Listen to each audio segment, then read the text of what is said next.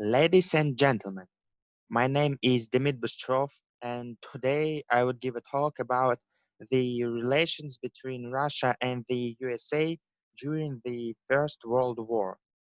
Diplomacy between these countries was very mixed. Therefore, I will try to understand it and explain to you.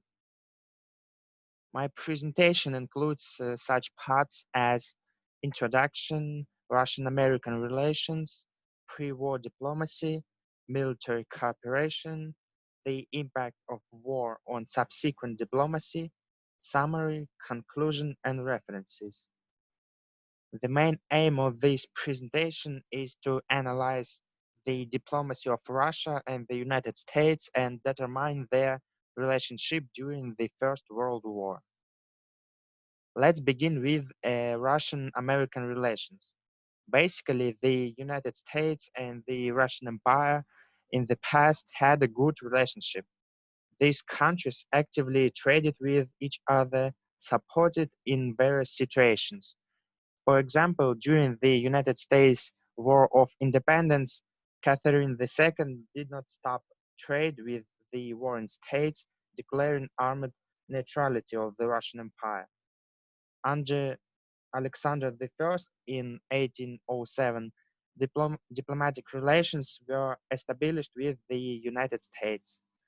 In the early 19th century, John Adams, the future sixth American president, served as the United States ambassador to Russia. He did not leave following the example of other diplomats from Russia even during the Napoleon invasion in 1812.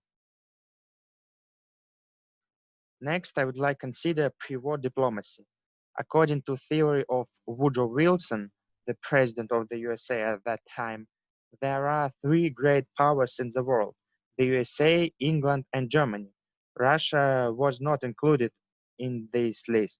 However, when the war was approaching, the United States realized that the existence of an Eastern Front was important for their alliance, and they began to establish relations with Russia.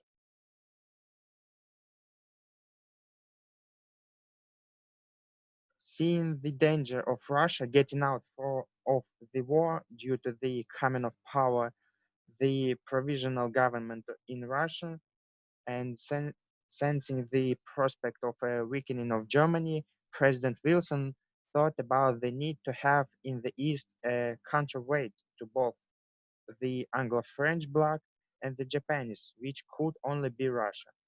Therefore, between March and November 1917, he quite decisively changed course, moving from hostility to support for the new Russian government. At the end of the war and the after the war, relations between the United States and the new Bolshevik government of Russia deteriorated. In the USA, the provisional government of Russia was not recognized at first. For America, Russia's exit from the war, as well as the subsequent declassification of documents of the former Russian Empire, was unprofitable. After the war, it took many years to uh, improve relations between these countries. Let's sum everything up.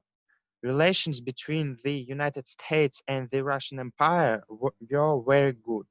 Countries supported each other, traded, were allies in the past, and their interests did not overlap. Relations between the United States and Soviet Russia at first were very bad. The United States even planned to intervene in the civil war in Russia on the side of the whites. However, this did not happen, and these two countries had to build diplomacy from scratch, which took a lot of time in the future. In conclusion, I would like to say that studying diplomacy is an important thing. Based on the experience of the past, we can understand how the world was become what it's now, and we can also learn from the mistakes of the past so as not to repeat them in the future. Here you can see the references that I used. Thank you for your attention.